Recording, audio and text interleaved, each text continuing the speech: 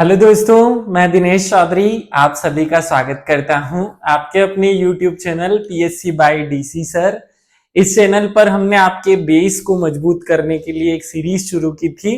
ये सीरीज हमेशा चलती रहेगी जब तक कि हम अपने बेस को मजबूत ना कर देते हैं, जब तक कि हम आपके आधार को, आपकी नींव को उतना स्ट्रांग नहीं कर देते कि जब तक बिना किसी कोचिंग के कोई भी स्टूडेंट कहीं पे भी किसी भी एग्जाम में शामिल होकर अच्छा प्रदर्शन नहीं कर लेता। ये लूसेंट सीरीज कंटिन्यू रहेगी। इसमें हम इतिहास को पढ़ रहे थे, जिसमें हमने आधुनिक भारत के इतिहास में प्रवेश करना है। मध्यकालीन भारत जो है वो समाप्त होने वाला है।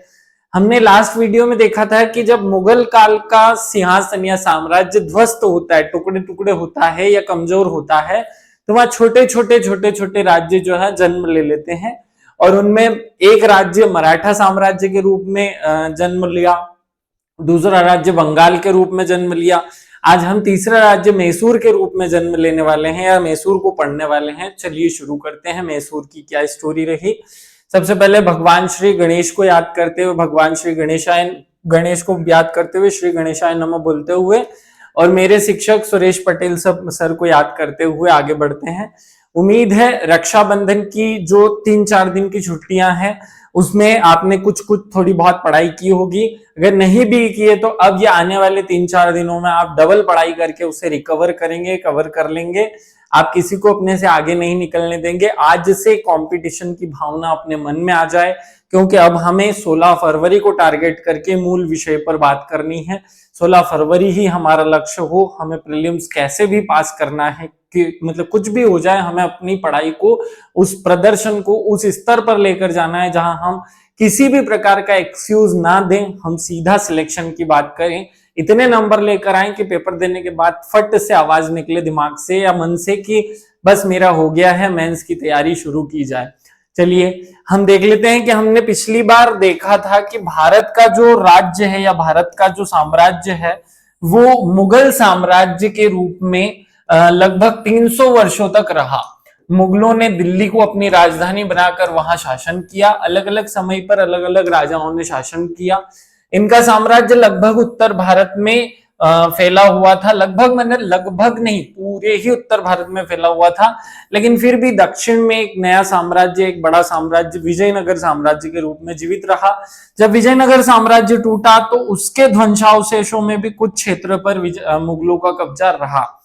जब मुगल साम्राज्य की नींव डगमगाने लगी, मुगल साम्राज्य टूटने लगा, तो मुगलों के साम्राज्य के स्थान पर एक जगह बंबई, एक स्थान पर मराठा साम्राज्य और फिर दक्षिण में एक नया साम्राज्य जिसे हमने मैसूर कहा, उसकी शुरुआत होती है।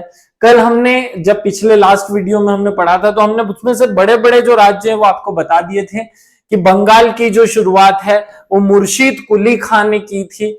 अवध की शुरुआत शहादत खान ने, हैदराबाद की शुरुआत चिनकिलित खान ने, भरतपुर चूड़ामन और बदन सिंह ने, कर्नाटक सादुतुल्ला खां और मैसूर हैदर अली ने की थी। इन साम्राज्यों की शुरुआत हो चुकी थी। आज हम हैदराबाद की बात करेंगे। उससे पहले आपको मैं बता दूं कि हम यहाँ पढ़ाई नहीं कर रहे हैं, हमें सीधे याद करना है अपने मूल बात को, विषय को ना भूलें। ये अगर आपको याद नहीं है तो फिर यहीं स्टॉप कीजिए, अपने फोन को पॉज कीजिए और इस पूरी जो लाइन है इसे याद कीजिए कि बंगाल की स्थापना किसने की थी। बंगाल की स्थापना मुर्शीद कुली खान ने की थी। तो इसमें कुली शब्द हमने निकाल लिया कि जो कुली है वो अपने बगल में सब चीजें उठा उठा कर लेकर जाता है। याद हो गया। अवध की स्थापना सादत खान ने की थी। देखो आदत अगर हमारी ये आदत लिखा हुआ, आदत श छोड़ दो, आदत जो है अगर हमारी अच्छी नहीं है तो हमारा वध हो जाएगा, हमारी मौत हो जाएगी। तो अवध हो जाएगा, याद हो जाएगा। हैदराबाद की स्थापना चिनकिलित खान ने की थी। किसने की थी? हैदराबाद जो हमेशा आबाद रहा वो हैदराबाद रहा। तो हैदराबाद में किसी को कोई चिंता नहीं, तो चिंता से चिनकिलित खां, याद हो जाएगा, चिंता से चिनकिलित खां। भरतपुर की स्थापना कौन करेगा? भरतपुर की स्थापना चूड़ामन और बदन सिंह करेगा। तो देखो भरत जो है वो दांत गिनता था बचपन में ही, शेर के, आपने सुना होगा। भरत जो शकुंतला का पुत्र था उसी के नाम पर भारत का नाम भरत पड़ा।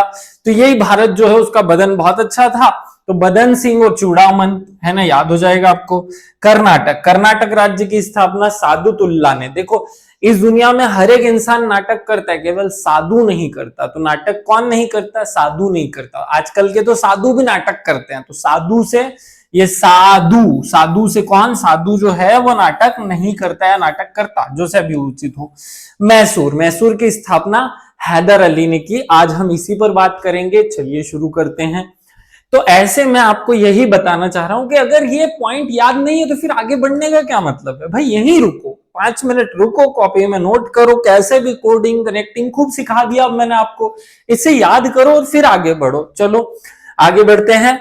अब हम हैदराबाद की शुरुआत पढ़ते हैं। तो हैदराबाद जो उसे हम मैसूर के रूप में पढ़ेंगे, याद रखना, मैसूर हैदराबाद सब हैदर अली के नाम से ही बना। वो 1565 में कौन सा युद्ध हुआ था? तालीकोटा का युद्ध। याद रहा होगा अभी तक आपके दिमाग में कि तालीकोटा का युद्ध जो है वो विजयनगर के विरोध में 3-4 राज्य सब आपस में मिल करके लड़े थे। 3-4 राज्यों के नाम भी आपको याद रहे होंगे कि बीदर था, बरार था।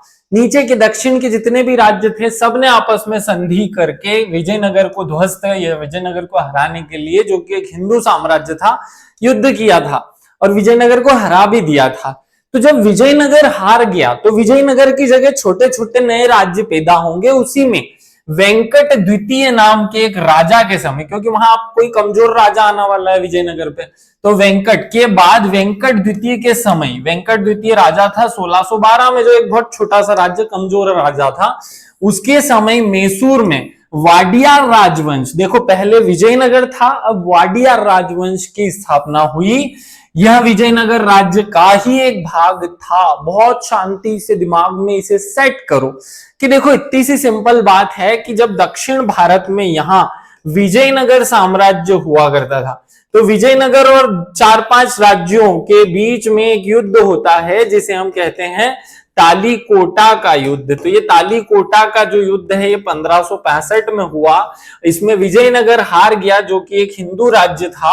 आसपास के मुस्लिम राज्यों ने उसे जैसे भी युद्ध में हराया और इसको तोड़ दिया। छोटे छोटे टुकड़ों में अलग अलग राज्यों ने कब्जा कर लिया। बीच के छोटे से बचे राज्य पर एक नया राज्य बना जिसका नाम था वाडियार। क्या नाम था? वाडियार राजवंश। क्या नाम था? वाडियार राजवंश। बहुत कमजोर सा राजवंश है, दूसरे की शरण में रहकर अपना जीवन यापन करने वाला राजवंश बना। वाडियार राजवंश के अंतर्गत एक छोटी सी जगह है, वहां पर इसकी शुरुआत होगी। 1612 में यह विजयनगर राज्य का हिस्सा रहेगा। 1704 में, अब क्योंकि दूसरे की कृपा पे ही जिंदा रहना है, तो 1704 में मैसूर के राजा चिक्का देवराज, क्या नाम है? चिक्का देव, क्योंकि मैसूर की स्थापना तो हो चुकी है। मैसूर में वाडियार राजवंश की स्थापना हुई, वहां के राजा चिक्का देवराज हैं और औरंगजेब से वे हाथ मिला लेंगे। औरंगजेब से प्रस्ताव रखेंगे कि भाई मुझे कोई युद्ध नहीं लड़ना, मैं तो छोटा सा राजा हूं, मुझे आपकी शरण में रखो और जिंदा रहने दो। इस तरीके से औरंगजेब के अंतर्गत या औरंगजेब के राज्य के अंतर्गत चिक्का देवराज्य जो है वो स्वीकार कर लेते हैं उसकी अधीनता और अपना शासन चलाते हैं। 1719 में मैसूर में चौथ वसूल करने का अधिकार मराठों को चले जाता है, क्योंकि जैसे ही औरंगजेब मरा, औरंगजेब के बाद उसी क्षेत्र पर कौन कब्जा कर लेता है? मराठे कर लेते हैं। तो मराठों ने उस पर कब्जा कर लिया और फिर मराठों को वो टैक्स देता रहा कि भैया मेरी रक्षा करना, मैं आपको चौथ और सरदेशमुखी सब दे दूंगा जो मांगोगे। सिंपल सी बात है। मैसूर की शुरुआत हुई एक छोटे से राज्य के रूप में, पहले औरंगजेब के अधीन और फिर मराठों के अधीन रहा, आगे अंग्रेजों के अधीन जाना है। लेकिन उसके बीच में एक बड़ी ट्विस्ट आया, एक बहुत बड़े खतरनाक से राजा यहाँ पर आए। अब अभी तक मैं आपको लगा होगा कि हिंदू राजाओं की प्रशंसा करता हूं, यहां मैं मुस्लिम राजाओं की प्रशंसा भी करूंगा कि अपने राज्य को बचाने के लिए उन्होंने अंग्रेजों से किस तरीके का युद्ध लड़ा, किस तरीके की शक्ति का प्रदर्शन किया। तो पहले स्थापना देख लेते हैं। 18वीं शताब्दी के मध्य में मैसूर का राजा चिक्का कृष्ण देवराज, देखो यहाँ के जितने भी राजा हैं वो सब अपने नाम में चिक्का लगाएंगे, याद रख लेना, चिक्का लगाते हैं। कौन से राजा? दक्षिण के राजा। और दक्षिण में भी खासकर कौन से राजा? तो दक्षिण में भी जो मैसूर के राजा हैं वो चिक्का राजवंश के लोग हैं, चिक्का कृष्ण राज लगाते हैं। परंतु उसकी वास्तविक शक्ति जो है वो 2 मंत्रियों में रहती है। कुल मिला के ये कहा जा रहा है कि मैसूर स्थापित हुआ, वो फिर औरंगजेब के अधीन हुआ, फिर मराठों के अधीन हुआ, और 18वीं शताब्दी में जब मराठे भी कमजोर हो गए तो फिर तो फिर ये जो मैसूर के एक राजा हुए चिक्का कृष्ण राज, उनके दो मंत्री जो कि असली में इस राज्य को चलाते थे, उन मंत्रियों में एक का नाम था नंजराज और एक का नाम था देवराज। इनके हाथों में वास्तविक शक्ति थी और अब ये धीरे धीरे अपने शासन को बड़ा करने की कोशिश करेंगे, फिर अपने राजा को मार करके खुद राजा बनेंगे और फिर बनेगा मैसूर राज्य साम्राज्य। ये जो देवराज नाम का व्यक्ति है ये प्रमुख सेनापति होता है, जिसे दलवाई भी कहा जाता है। नंजराज जो कि उस समय राजस्व और वित्त का नियंत्रक मंत्री होता है या सर्वाधिकारा अधिकारी होता है, ये बाद में अपनी योग्यता के द्वारा मैसूर राज्य के स्वामी हो जाते हैं, अर्थात राजा बन जाते हैं। स्टोरी इतनी सी है, मैसूर बना पहले औरंगजेब के, फिर मराठों के अधीन रहा, लेकिन फिर यहां जब एक अच्छा राजा आया तो उस समय ये चिक्का कृष्ण राज के समय दो मंत्री ने अपनी ताकत का विस्तार करके खुद को राजा बना लिया। अब यहाँ राजा बदल चुके हैं और ये अब किसी के अधीन नहीं रहेंगे, खुद का राज्य बना लेंगे, खुद के राज्य को ताकतवर बनाएंगे और यही आएगा हैदराबाद का हैदर अली। चलिए आते हैं, यहाँ हैदर अली का जन्म हो जाता है 1722 में मैसूर के कालोर जिले में। कौन से जिले में? कोलार जिले में। आपने केजीएफ मूवी देखी है? कोलार गोल्डफील्ड के, कोलार गोल्डफील्ड्स नाम है उस केजीएफ का, है ना, कोलार गोल्डफील्ड्स। ये जो केजीएफ मूवी है इसमें ये जो क है ये फॉर कोलार है। इन सोने की खदानों के बीच में एक हीरा पैदा होता है जिसका नाम है हैदर अली। बहुत अच्छे से समझ आए, मुस्लिम राजा, लेकिन मैं प्रशंसा कर रहा हूं क्योंकि अपने राज्य के लिए जान देगा ना, तो जो व्यक्ति अपने राज्य के लिए जान दे वो तो प्रशंसा योग्य है ही। तो हैदर अली जैसा एक हीरा इन कोलार गोल्ड फील्ड्स में पैदा होता है, जिसका जन्म 1722 में मैसूर के कोलार जिले में एक साधारण से परिवार में हुआ। इनके पिता फतेह मोहम्मद मैसूर के एक किले में छोटे से सैनिक हैं, एक सैनिक अधिकारी, बहुत सरल से साधारण से जो सैनिक होते हैं ना उनमें से एक सैनिक है इसके पापा। इनकी मृत्यु 1728 में एक युद्ध में हो गई है।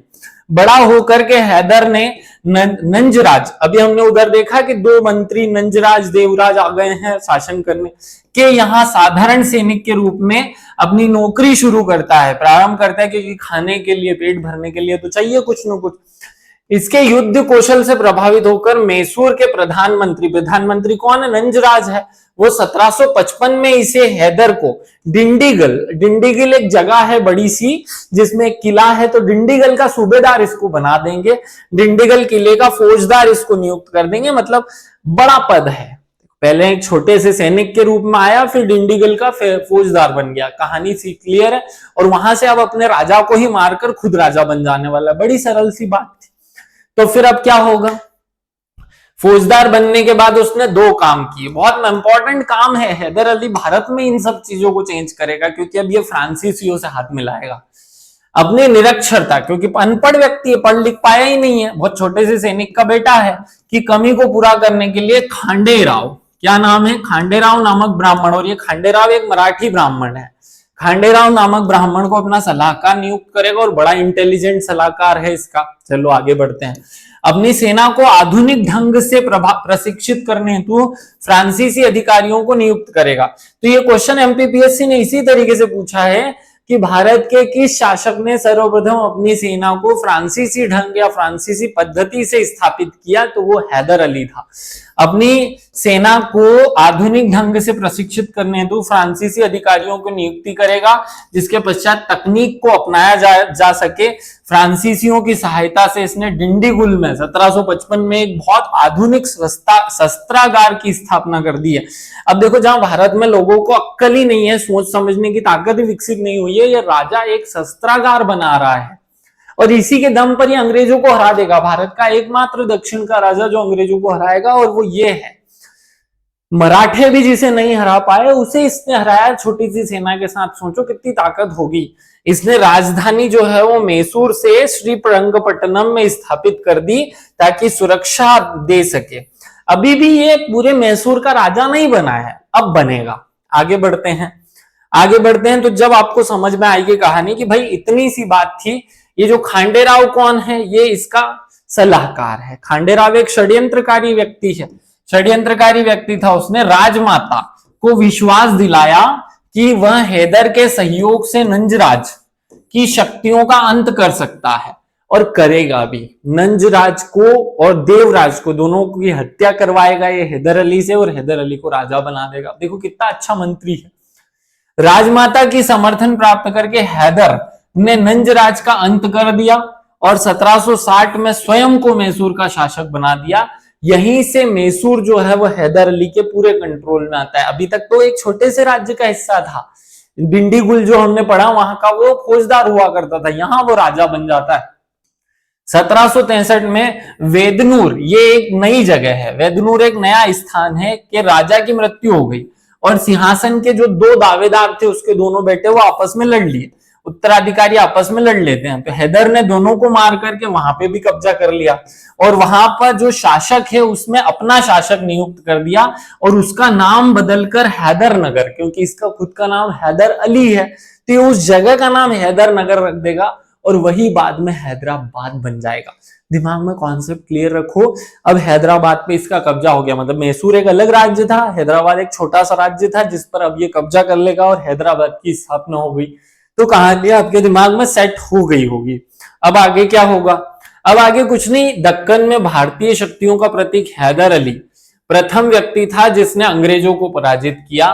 द्वितीय आंग्ल मैसूर युद्ध में इसकी मृत्यु हो जाएगी, किसकी? हैदर अली की मौत हो जाएगी। तो 1742 में जब 82 में इसकी मौत हो जाएगी, इसके बाद इसका बेटा आएगा टीपू सुल्तान, और टीपू इससे भी भयंकर योग्य व्यक्ति है। टीपू के बारे में कहा जाता है कि वो एक साथ 7 लोगों की बातें सुनकर 7 लोगों को अलग अलग जवाब दे सकता था एक एक क्रम से। मतलब मैं खड़ा हूं, 7 लोग अपनी बात कहो, मैं सुन लूंगा, समझ लूंगा और फिर एक एक करके सबको उत्तर कर दूंगा, इतनी योग्यता उसमें है। तो ऐसा एक नया राजा टीपू सुल्तान जो है भारत का राजा बनेगा। अब बन गया राजा। चलिए टीपू की बातें पढ़ते हैं। हैदर अली की मृत्यु, अब टीपू पढ़ रहे हैं हम। हैदर अली की मृत्यु के बाद उसका पुत्र टीपू सुल्तान मैसूर का शासक बना और भयंकर राजा है। अब ये किसके काम आते हैं परीक्षा में? ये बहुत इंपॉर्टेंट पूछा जाता है, यहां से एक प्रश्न जरूर आता है, सुन लो। टीपू का पूरा नाम क्या था? सुल्तान फतेह अली खान। क्या नाम है? सुल्तान फतेह अली खान साहब। थॉमस मुनरो, ये कौन है? एक अंग्रेज अधिकारी है। थॉमस मुनरो ने उसके लिए कहा कि टीपू नई रीति से चलने वाला अशांत व्यक्ति है या एक अशांत आत्मा है। तो ये क्वेश्चन पूछा जाता है, अंग्रेजों ने किसे अशांत आत्मा कहकर पुकारा? तो टीपू सुल्तान को अशांत आत्मा कहकर पुकारा। टीपू ने 1787 में बादशाह की उपाधि धारण की। किसकी उपाधि धारण की? बादशाह की उपाधि धारण करके अपने नाम के सिक्के चलवाए। वर्षों और महीनों के नाम हिंदू के स्थान पर अरबी भाषा में उसने रखना शुरू किए। इसलिए आज भी हैदराबाद के लोग अरबी भाषा में अपने दिन गिनते हैं, कभी भी वो हिंदी में नहीं गिनते हुए दिखाई देंगे। टीपू ने आधुनिक कैलेंडर को लागू कर दिया। अंग्रेजों वाला जो कैलेंडर था उसे टीपू ने भारत में लागू किया। और आगे बढ़ते हैं। सिक्कों की ढलाई का नई तकनीक इसने इजाद की और नाप तोल के लिए आधुनिक पैमाने अपना लिए। कितना अपडेटेड आदमी है। आगे बढ़ते हैं और बातें पढ़ो। जब फ्रांसीसी क्रांति हुई, फ्रांस में हो रही है फ्रांसीसी क्रांति, जब लोग फ्रांस के स्वतंत्र हो रहे हैं, तो उसके फलस्वरूप कुछ फ्रांसीसी सैनिकों ने श्रीरंगपट्टनम में जैकोबियन क्लब बनाने की बात की और इसने कहा कि बनाओ भैया, क्या दिक्कत है, जैकोबियन क्लब बनाओ हमारे यहाँ। तो बनवाया उसने, उनकी मदद की, बनाने का प्रस्ताव किया, तो इसने सहर्ष स्वीकार करके जैकोबियन क्लब बनाया। तो ये क्वेश्चन एग्जाम में एमपीपीएससी पूछ चुकी है। जैकोबियन क्लब की स्थापना कहाँ हुई थी? मैसूर में हुई थी। किसने करवाई थी? टीपू सुल्तान ने करवाई थी। उसका पहला सदस्य कौन बना? टीपू सुल्तान बना। आगे वहां स्वयं जैकोबियन क्लब फ्रांसीसी क्रांति का प्रतीक सदस्य बना और स्वयं को नागरिक टीपू कहने लगा। ये क्वेश्चन याद रख लेना। श्रीरंगपट्टनम में उसने एक स्वतंत्रता का वृक्ष लगवाया। ये क्वेश्चन भी एमपीपीएससी पूछ चुका है, बार बार पूछने वाले प्रश्नों में से एक ये भी है। और आगे बढ़ते हैं। टीपू ने अरब, अफगानिस्तान, फ्रांस, तुर्की, कुस्तुनतुनिया, मॉरिशस आदि स्थानों पर अपने दूत भेजे और उसके दरबार में हिंदुओं को उच्च पद पर दिया, क्योंकि वो हिंदू मुस्लिम का भेदभाव करता ही नहीं था, उसे कोई मतलब नहीं था, उससे तो केवल अंग्रेजों से लड़ना था। और ऐसे ही कार्यों के लिए वो लड़ भी पाया। पूर्णिया और कृष्ण राव, इसने 2 प्रमुख हिंदू मंत्री बनाए जो इतिहास में अमर हो गए। उन्होंने अंग्रेजों से लड़ने में इसकी खूब मदद की और इसे इतिहास में अमर बना दिया। नाम याद रखना, पूर्णिया और कृष्ण राव। इसने अपनी सेवा में फ्रांसीसी जल सेना के एक लेफ्टिनेंट रिप्पो, क्या नाम है, रिप्पो को भी नियुक्त कर दिया। मतलब इसने एक जल सेना भी बना ली। सोचो कितना इंटेलिजेंट आदमी है यार। देखो सेना भी फ्रांसीसी, मतलब नई तरीके की सेना बना ली। अंग्रेजों से लड़ने के लिए अंग्रेजी टाइप की सेना चाहिए और वो बनाई उसने फ्रांसीसी सेना। फिर साथ में एक जल सेना बना ली। टीपू सुल्तान ने सर्वप्रथम रॉकेट, जो आज हम उड़ाते हैं ना, अब्दुल कलाम ने जिन रॉकेट्स को बनाया था, उन रॉकेटों को प्रयोग भी युद्ध में किया। याद रखना, अंग्रेजों के विरुद्ध 1780 में पोल्लूर के युद्ध में, कौन से युद्ध में, पोल्लीपुर के युद्ध में, पोल्लीलूर के युद्ध में लोहे के आवरण में लिपटे बांस के बंधे हुए रॉकेट का प्रयोग पहली बार किसने किया। अब देखो, बारूद का प्रयोग पहली बार बाबर ने किया, वो पूरे भारत का राजा बना। रॉकेट का प्रयोग पहली बार इसने किया, टीपू सुल्तान ने, ये याद रख लेना। आगे बढ़ते हैं। कुछ वर्षों पूर्व मिले श्रृंगेरी पत्रों, अभी अभी इतिहास में जब खोजे हुई तो थोड़े साल पहले, 5-6 साल पहले कुछ पत्र मिले, उनको हम श्रृंगेरी पत्र कहते हैं। श्रृंगेरी पत्रों से पता चलता है कि 1791 में मराठा आक्रमणों से श्रृंगेरी का मंदिर जो है वो, उसका कुछ हिस्सा टूट गया था। तो उस मंदिर की मरम्मत करने के लिए टीपू ने मंदिर की मरम्मत के लिए और शारदा माता की मूर्ति की पुनः स्थापना के लिए बहुत सारा दान भी किया था। मतलब दानी आदमी था। मुस्लिम होकर हिंदू धर्म को क्यों दान दे रहा है? क्योंकि ऐसी अच्छी सोच वाले लोगों ने भारत को संपन्नता दी है।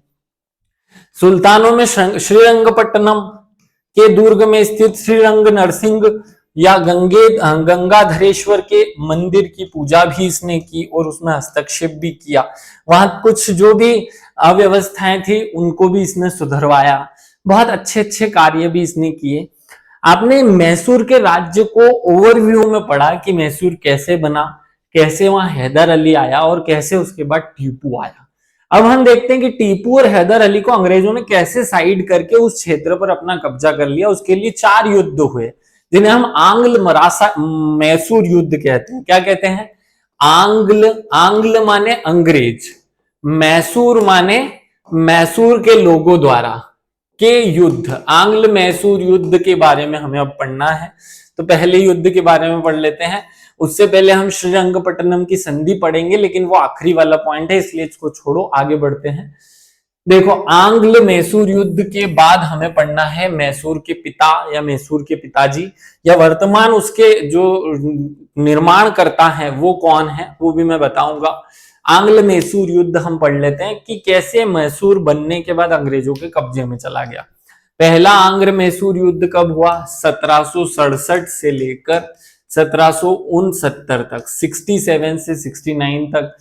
कौन राजा रहेगा? तो 4 युद्ध में पहले में हैदर अली है, बाकी में 3 में टीपू है। एक तो रट लिया हमने भाई, 4 युद्ध होंगे, 1 2 3 4। तो पहले में तो हैदर अली लड़ेगा, फिर बाकी के सारे में टीपू टीपू टीपू टीपू लड़ेगा, है ना। तो 4 तो हमने ये याद कर लिया। अंग्रेजों की तरफ से पहले वाले में वेरल्स्ट लड़ेगा, बंगाल का गवर्नर है ये वेरल्स्ट। ये युद्ध खत्म होगा मद्रास की संधि से, और हैदर अली अंग्रेजों को कूट देगा, मारेगा, अच्छे से पकड़ के धोएगा इनको। और हैदर अली दक्षिण भारत का प्रथम शासक बनेगा जिसने जो अंग्रेजों से पराजित नहीं होगा। अंग्रेजों को संधि करनी पड़ेगी कि भाई हम नहीं लड़ेंगे अगली बार से, ऐसा करके वो छोड़ेंगे। आगे बढ़ते हैं। दूसरा मैसूर युद्ध, आंग्ल मैसूर युद्ध दूसरा होगा 80 से 84 तक। अगले 10-15 साल योजना बनाएंगे अंग्रेज और फिर इसको हराएंगे। इधर की तरफ अब टीपू आ चुका है, इधर वारेन हेस्टिंग आ चुका है। मंगलोर की संधि से युद्ध समाप्त होगा और हैदर की मौत हो जाएगी और टीपू राजा बन जाएगा। तीसरा वाला आंग्ल मैसूर युद्ध 90 से 92 में होगा, 90 से 92 में। इधर टीपू रहेगा, उधर इधर कार्नवालिस आ जाएगा। कार्नवालिस इसे बुरा हराएगा। कार्नवालिस जो है वो इसके साथ श्रीरंगपट्टनम की संधि करेगा, जिससे इसका पूरा राज्य इन्हीं के हाथों में, अंग्रेजों के हाथों में चले जाना है। टीपू की स्थिति बहुत खराब हो जाएगी, इसलिए श्रीरंगपट्टनम की संधि हमें डिटेल में पढ़नी है। और चौथा पॉइंट देख लो, चौथे आंग्ल मैसूर युद्ध में 1799 में इनका सूर्य अस्त हो जाएगा और मैसूर में टीपू सुल्तान और इधर लॉर्ड वेलेजली आएगा और वो सहायक संधि करके इनके राज्य को हथिया लेगा, कब्जा कर लेगा। टीपू मारा जाएगा और मैसूर अब वाडियार वंश बन करके अंग्रेजों के अधीन हो जाएगा। जैसे झांसी में हुआ, जैसे बाकी स्थानों पर हुआ, मैसूर भी समाप्त हो चुका है। चार बातें समझ में आ गई होगी। रटने के हिसाब से टेबल बना करके रखना। 4 युद्ध हुए। पहला हुआ 1767 से 1779, 80 से 84, 90 से 92 और 99। 1799 ये सब 1700 में ही है।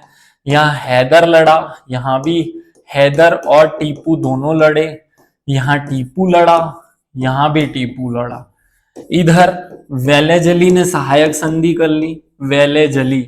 यहां पर कार्नवालिस लड़ा, कार्नवालिस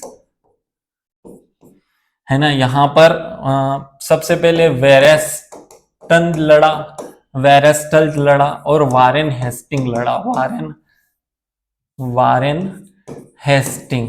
ये एक जोड़ी के रूप में, टेबल के रूप में आपको सब चीजें याद होनी चाहिए।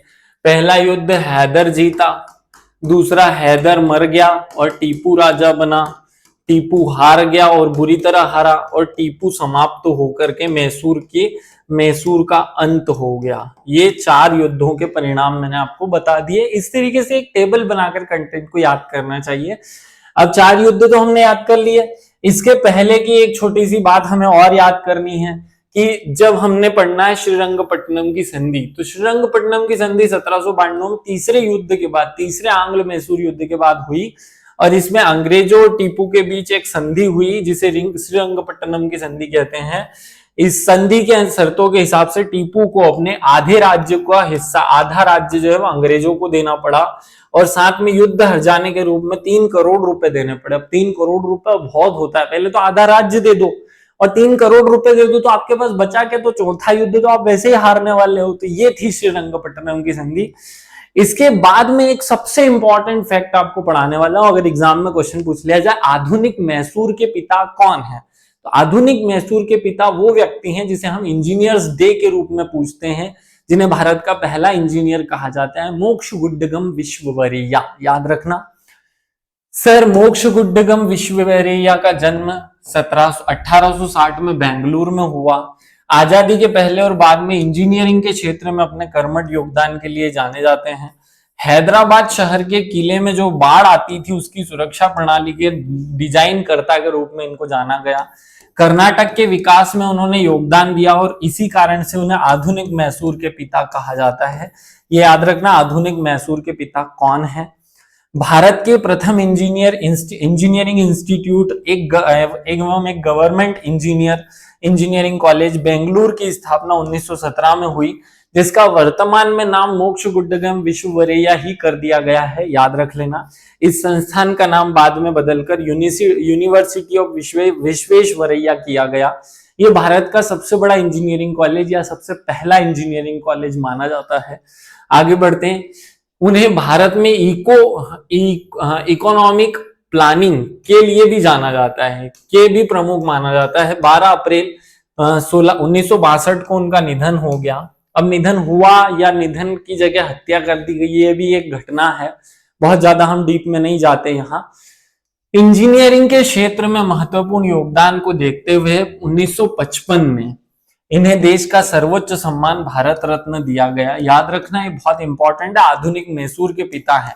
आजादी के पहले उनके जन सेवा को देखते हुए ब्रिटेन के जो किंग थे जॉर्ज पंचम, उन्होंने उन्हें commander of the British Indian Empire की उपाधि दी थी। ऐसी खतरनाक व्यक्ति जिन्हें अंग्रेजों का राजा अंग्रेजी उपाधि दे रहा है कि भैया तो ब्रिटिश कमांडर हैं, British commander in Indian Empire, ऐसे कहकर पुकारा। देश के महान इंजीनियर की जयंती 15 सितंबर को प्रतिवर्ष अभियंता दिवस अर्थात इंजीनियर्स डे के रूप में मनाई जाती है, और इसी कारण से इनको मैसूर का पिता कहते हैं, क्योंकि मैसूर की टाउन प्लानिंग इन्होंने की है। जैसे भी स्मार्ट सिटी में प्लानिंग होती है, वैसे इन्होंने मैसूर शहर बसाया था। याद रख लेना। सभी को बहुत सारी बातें समझ में आई होगी। हमने कोशिश की है कि एक छोटा सा कोर्स बनाया जाए जिसमें प्रति माह 500 रुपए के हिसाब से, अर्थात 4 मंथ हमें पढ़ना है। नवंबर, दिसंबर, जनवरी और फरवरी में हमारा एग्जाम हो जाएगा। तो इन 4 मंथ के हिसाब से 500 के कैलकुलेशन के हिसाब से हमने 2000 रुपए की या 1999 की फीस रखकर एक छोटा सा कोर्स बनाने की कोशिश की है, जिसमें आप सभी को एग्जाम तक पूरे 10 यूनिट का गाइडेंस प्रोवाइड किया जाए। पर पर्सन की रोजाना मॉनिटरिंग करके आपको रोजाना एक्सेस दिया जाए कि आप हमसे कुछ भी पूछ सकें, आपके सवालों का जवाब हम दे सकें, लाइव क्लासेस आपके और हमारे बीच हो, आपकी जितनी भी दुविधाएं हो हम रोज सॉल्व करके आपको एक परफेक्ट इंसान बनाएं। इस परीक्षा जो कि 16 फरवरी को होने वाली है, प्रीलिम्स परीक्षा 2025, उसमें आप सभी का सिलेक्शन करवाएं। लेकिन क्योंकि हमारा उद्देश्य आप सभी को पूर्ण रूप से तैयार करना है, इसलिए बहुत ज्यादा स्टूडेंट्स को हम इस कार्य में शामिल नहीं कर सकते।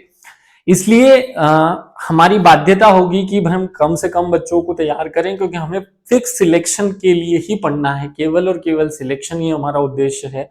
आप सभी को इस वीडियो लेक्चर को अटेंड करने के लिए विशेष धन्यवाद। जय हिंद, जय भारत, भारत माता की जय।